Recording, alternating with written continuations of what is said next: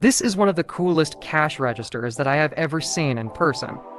This is a national cash register, manufactured in 1908, with a serial number 664919. The 6-digit serial number that starts with 66 was made from 1908 to 1935. This over here is the receipt printer. It opens up over here on this side.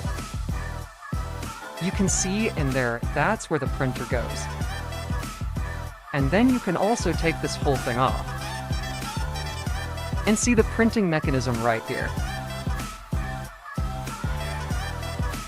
And this is how it sounds like shopping at the Epic online auctions.